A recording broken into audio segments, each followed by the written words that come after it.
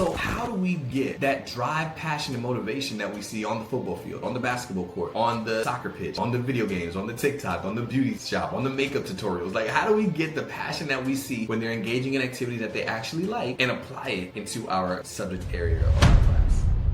So with those students, you're seeing a little bit of a disconnect. Also, they could not try. They could goof off. They could be playing around because they're not really concerned about your subject area. It doesn't matter to them. It's not going to help me in life. These are the students that don't have a dream at all. When you take this concept that is foreign and a little bit abstract and you stick with it and you work with it and you struggle with it and you practice after school and you ask questions and you study and you work hard and then you're able to understand it in such a way that you can perform and pass an assessment, that process exists in everyone. Because at this point, our goal is just to get them to dream.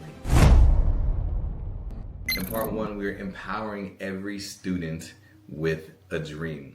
Now, it's interesting because we're talking about unmotivated students today. And I want you to think about a student in your classroom that shows up as unmotivated in your mind.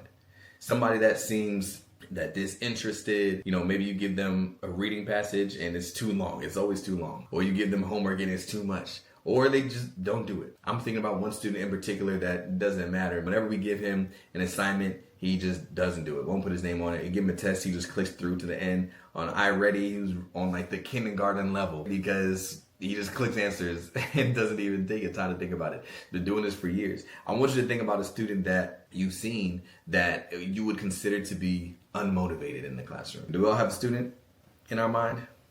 One or two, maybe three. Now, I want you to think about that same student and I want you to imagine them doing something that they enjoy. I want you to imagine them doing something that they like. Maybe it's playing video games. Maybe it's playing sports. Maybe it's doing hair. Maybe it's being on social media. I want you to imagine them doing something that they like. And I want you to think about the adjectives that you're now thinking about. And are they the same or are they different? Is this the same kid? Are they still lethargic and ho-hum and not caring? Or are they showing up a little bit differently? I don't know about you, but I'm thinking about one of my students. His name was Terrion. And I can remember that when he was in class, he would not do anything class related. He would come in and I can remember that he would not put his name on his paper, not do any work. Again, his name was Terrion, T-E-R-R-E-O-N. One day, I saw him write the T, the E, and the R of his name on his paper. And that was it. He got distracted after that. He said, I don't want to finish doing this. That is the only time I've ever seen his handwriting. That's it. And in class, I would always have to constantly redirect him. I'd always have to constantly put him back on track. I'd always have to call home to the point where his mother actually told me to stop calling. She said, listen, when he's at school, that's your problem. Y'all been calling me. This was 6th grade. He said, you have been calling me since kindergarten. I do not know what to do. Stop calling me. It's a waste of everybody's time. That's what she said.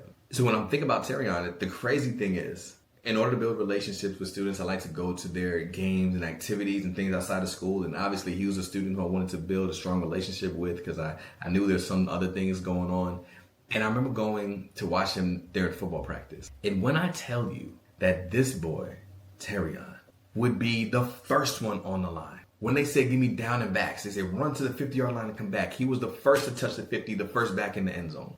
He's working hard. He's pushing. When it's time to do the tackle drills, he's tackling hard. When it's time to do the running drills, he's running. He's motivating the rest of the team. He's like, come on, y'all, we got this. We can do this. And I remember just looking at him and saying to myself, where is this energy in the math classroom? Where is this determination? Where is this drive? Where is this passion in the math classroom?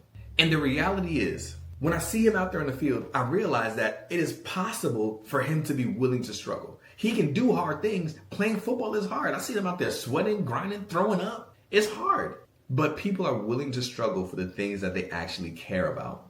If you're looking at the key teaching points on the resource under part 1, that's the blank for number 1. Students are willing to struggle for things that they actually care about. For Terrion, he really cared about football because in his eyes, he was going to play football. He was going to go to college. He was going to go to the NFL, make millions of dollars, live the lifestyle that he wants. That's what he thought football was going to unlock for him. So in his brain, I'm going to do well at football because I enjoy it and because it's going to unlock the future that I want. I don't care about the math class because it's not going to be of service to me. I don't need it. So how do we get that drive, passion, and motivation that we see on the football field, on the basketball court, on the soccer pitch, on the video games, on the TikTok, on the beauty shop, on the makeup tutorials. Like, how do we get the passion that we see when they're engaging in activity that they actually like and apply it into our subject area or our class? Well, here we go. Here's what I'm on the screen right now. There are 3 tiers of student motivation. There are 3 tiers of student motivation. Like I said, I'll be on the board. We've got 1, Tier 2, and Tier 3. Now, Tier 1, these are the group of students that are already motivated. Right here, Tier 1. They're already motivated. What I mean by that is they already have a motivation to show up in class. These are the types of students that you know they are excited. They love your subject area. Maybe they love math, they love reading, they love science, they love ELA, whatever it is. They're coming in and, oh, I love this subject. They do well, they show up because they're clear on how your subject area or what it is that you're teaching, what it is that you're doing is going to help them in their future. You talk to them, they have plans, they want to go off to college or they want to go work in this industry. They want to be an AI engineer, whatever it is. They have a dream, they have a vision, they have a passion, and they linked what you're teaching to what they eventually want to do. They've got that. They're already motivated. These are the students that were like, oh man, this is awesome to have these students in class. If you would like for your school district to be empowered as well, you can click the link down below and our team will reach out to you. Then you've got Tier 2. Tier 2, as you can imagine, a little bit different than Tier 1. These Tier 2 students, this is the group of students that they have a dream, but they don't see how that dream is in alignment with what you're teaching them. So this is a student that may say, like a Terrion, this student says, I really want to go to the NFL. I really want to go to the NBA. I really want to be a race car driver. I really want to be an esthetician. I really want to be an artist. Like they're thinking of the things that they really want. I really love this. I really want to be a streamer. I really want, they're thinking about all these things that they really want to do. And now they're sitting in your 4th grade class and they're like, but I don't know why I need to understand how to divide fraction. Like, I don't know why I need to understand long division. Like, I don't even know, you know what I'm saying? I don't know why I have to do these things because I just want to be an esthetician. I want to be a barber. I want to be a streamer. And I don't need any of the things that you're teaching me. So the things the students in Tier 2, they are motivated for the things that they want, but they don't see how what you're doing is in alignment with the things that they want. Does that make sense? So with those students, you're seeing a little bit of a disconnect. So they may show up, they may try here and there, they may do some things, but also they could not try. They could goof off. They could be playing around because they're not really concerned about your subject area. It doesn't matter to me. It's not going to help me in life. Then we've got Tier 3 students. And these Tier 3 students, it's kind of almost like the MTSS tiers. These Tier 3 students, these are the students that don't have a dream at all. These are the students that when you ask them, what is it that you want to be when you grow up? They're like, I don't know. What do you want to do after high school?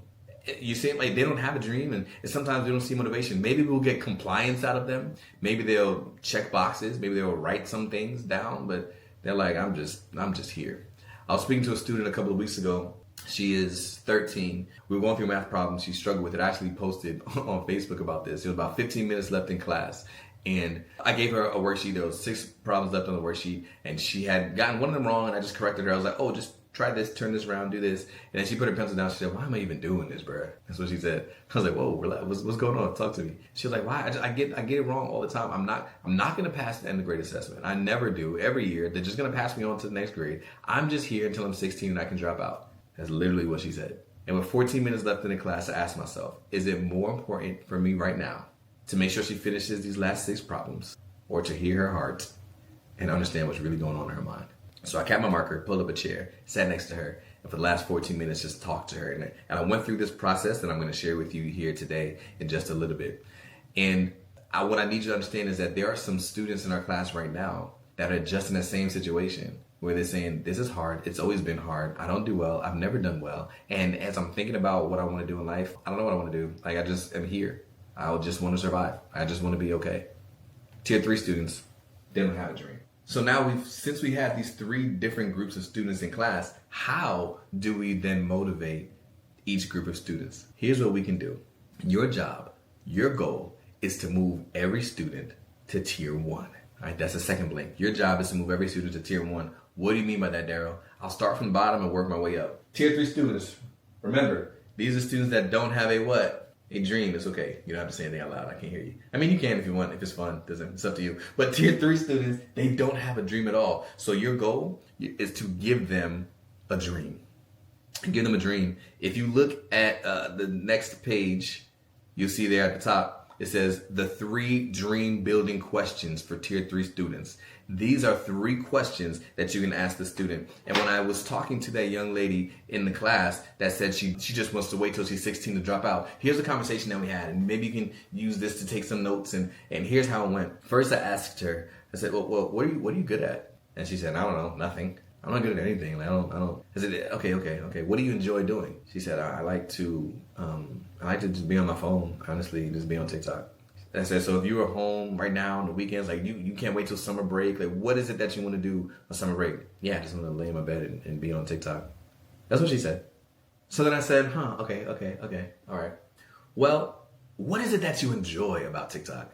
She's like, well, I like watching funny videos. I like watching videos that are fun and interesting and keep my attention. I could just be in bed all day watching TikTok.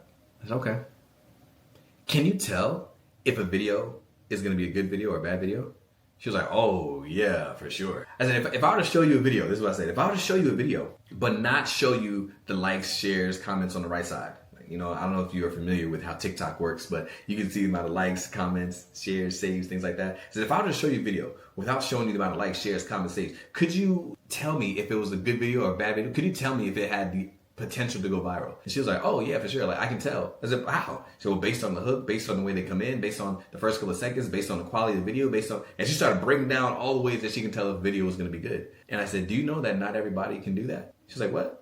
I said, let's go back to question number 1. What are you good at? You're good at looking at a video and dissecting it and understanding what has the propensity to make a video go viral. What makes people want to continue watching the video? Because you spend so much time binging content that you know what makes a good video versus what makes a bad video. For the first time in the conversation, she got quiet and she looked at me. And I said, do you know that there are people who have made a whole career out of being a social media strategist? Like, helping brands and companies be able to understand, right? Like, what makes a video go viral? What makes a video do well? How to hook the audience and paying attention to the analytics, to the data, to the like, share, saves, and being able to report on that to help the company grow their organic reach.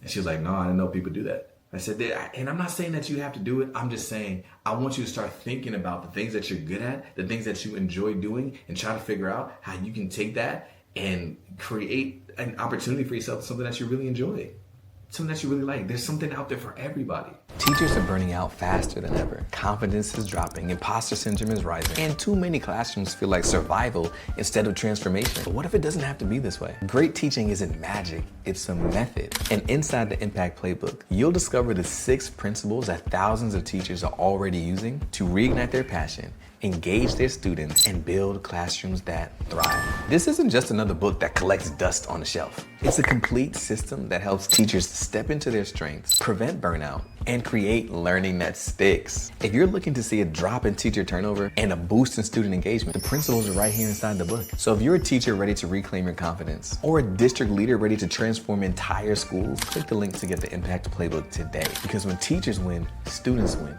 and entire communities win, and the world is changed forever. The third question that you asked them is, what would you do if you knew you couldn't fail? What would you do if you knew you couldn't fail? Because at this point, our goal is just to get them to dream. I'm going to show you why in a second. Our goal is just to get them to dream. Because remember, they're in tier 3. So being in tier 3, our goal is to get them to dream. Because when they dream, then they're no longer in tier 3 because they have a dream. So since they're no longer in tier 3, they engulf themselves with tier 2, and now all tier 3 students become tier 2 because now they have a dream. Now that student that was saying to me, I'm just waiting till I'm 16 so I can drop out, now she says, you know what, I want to be a social media strategist. That's different. Now she has a dream. Now pay attention, they're just in tier 2 now. Now in tier 2, these are students that have dreams, but they still don't have alignment. She still doesn't know why she's sitting in my math class. She still doesn't know why she's here. Remember, think about Tyrion. He still doesn't want to pick up his pencil. He still doesn't want to engage. He still doesn't see the value in school. He's going to the NFL. She's being a social media strategist. Somebody wants to be a hairdresser. What does that have to do with the Pythagorean theorem? So now we have the tier 2 students. in tier 1 students. I'm sure, as you can guess, our goal is now to get tier 2 students to turn into tier 1 students. Well, how do we do that? This is where it's going to be a little bit uncomfortable for some people, but I need you to stick with me, okay? I need you to rock with me. We're doing this for a reason. For tier 2 students, it is true and honest that sometimes the content that you're teaching is not going to be relevant for them long term. I'm looking, let me zoom my eyes in really quickly. I have to make sure there are no students in there because sometimes, we just have to have teacher talk, okay? Just have to have teacher talk. The only time I use the Pythagorean theorem, I'm just using that as an example because I just said it. The only time I use the Pythagorean theorem is when I'm teaching my 8th grade students about the Pythagorean theorem. Which means when I learned it in 8th grade and revisited it in high school and had to do a project on it as a math education major in college, the only reason why I was learning it in hindsight is to be able to teach it to another group of students who will only use it if they're ever teaching it to a group of students. Look at the Pythagorean theorem style questions. Some of you, as I'm saying Pythagorean theorem, you're like, I teach elementary school. I don't even know. I've heard of it before, but I don't even know what you're talking about. The Pythagorean theorem, those are questions where it's like, there's a ladder against a tree and the shadow cast is 8 feet long. What is the height of the ladder? It's like, bro, when I'm working outside and I have a ladder, I just use the ladder that I have. Like, if I have a 12-foot ladder, that's the one I'm going to use. I don't need to do the Pythagorean theorem and try to figure out, no, I'm going to lean this ladder. If it doesn't work, I'm hiring somebody else. Like, I only do the Pythagorean theorem. I only use it when I'm teaching students how to use it, because sometimes the subject, the area that we teach, the content that we're giving, the specific information that we're giving students is not going to be relevant for whatever they're doing long-term in life. That's real. That's honest. And what I'm suggesting is that we need to be real and honest with students, especially students that are in tier 2. So rather than trying to force them into understanding the content that we're teaching, rather than force them to try to link the content that we're teaching and say, oh yeah, if you want to be a basketball player, you're going to need to understand the angle of depreciation as you're shooting free throws. No, you don't. You just got to make it go in, right? Instead of trying to force the content that we're teaching into the dream that they have, how about the fact of the matter is, when you're doing the Pythagorean theorem, it's hard. It's tough. It's something that you knew nothing about. It's something that you did not understand. But when you take this concept that is foreign and a little bit abstract, and you stick with it and you work with it and you struggle with it and you practice after school and you ask questions and you study and you work hard, and then you're able to understand it in such a way that you can perform and pass an assessment, that process exists in every industry. That process exists for estheticians.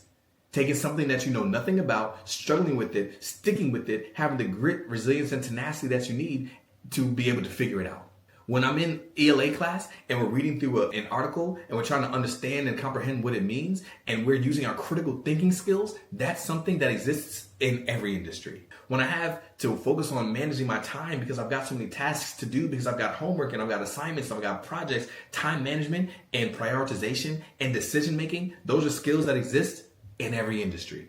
So what I hope you understand is what I'm saying is, sometimes we have to admit that the content may be irrelevant, but that the experience is irreplaceable. Okay, that's the 4th bullet point.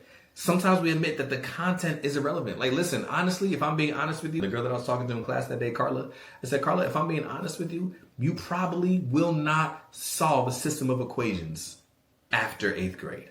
Well, after high school. If you don't go to college, you probably won't solve any more systems of equations. I don't wake up on a daily and solve systems of equations. I just don't. But this process of struggling with something, of trying to understand how to match X and how to solve for Y and how to make your brain think logically and how to critically think, like, this process is going to be useful in any industry, whether you're a social media analyst or you decide to do something else. That is the experience that you need that's going to carry you far in life. So now what we're doing is we're linking the content that we're teaching to the dream that they have. So now they have a dream and they understand how our class, how our subject area is relevant to that dream. So now we have a classroom full of tier 1 students, because now all of them have a dream and they know how that dream or how our class relates to that dream. So now you have willingness. Now you have students that are willing to try, students that are open, because now they're saying, listen, I have my eyes set on a target, on a vision. I'm working towards it. I'm willing to show up and at least try so I can get closer to achieving my dream. And one thing I used to say to my students almost daily is I just need willingness, because I can take willingness and turn it into mastery. And I believe that the same thing is true for you. That's the last bullet point right there. You can, once you have willingness, you can turn that willingness into mastery. You just need students that are able, ready, and excited to show up and motivated. And the way we do that is by linking it to their dream. You got 3 tiers of students in every class. Those that don't have a dream, we need to give them something to dream about. Those that have a dream but don't see how it connects to your content, connect it. Now you have students that have a dream and see how your class connects. You can take that willingness and turn it into mastery. All right, in a little bit, we'll talk about some strategies, but is that making sense? Let me know in the chat if we see how we can connect and start building those dreams, how we can see how building a dream is going to help motivate students. Remember, I see you, Melody, students are willing to struggle for things they actually care about. Remember Terrion on the football field. Because he cared so much about his dream of being a football player, he's willing to struggle. He's willing to do up downs. He's willing to do all the things because it's something that he cares about. People are willing to struggle for things they care about. Let's give them something to care about and attach our class as a vehicle and watch how motivation changes. Got it. We're going to get to some more in just a little bit. We're going to dive into session 2. We're going to dive into session 2 in just a little bit here. But during this break, I'd like you to have a little bit of reflection time. In this reflection time, I want you to think about potentially some students that you may have in your class that may seem like they're in tier 3, tier 2, tier 1. They're kind of all over the place. I want you to think about these students, and I want you to think, what conversations do I need to have with these students when they get back? You don't even know maybe your upcoming students, right? But how can I start to have these conversations with students when I start to see these warning signs? When I start to see students that are not showing up, or start to see students that seem like they don't have a dream? How do I use my own vernacular, my own phrasing, my own wording to start to have these conversations with students to help build a dream and increase motivation? All right, that's what I want you to think about and talk about as we take a break. Let's take 5 more minutes, and I'll see you soon. I help new teachers become the teachers they've always wanted to be and make the impact our students deserve. Because I've been there. I know what it's like to struggle, to feel like I'm not enough, but I also know what's on the other side. Excitement, fulfillment, and the ability to change lives. Every great teacher was once a new teacher, and new teachers are often excited and eager and anxious, but a lot of times new teachers lack the foundational skills of effective instruction. Every teacher that I work with, I carry them through this journey, helping them master the principles of effective instruction so that they know how capable they are.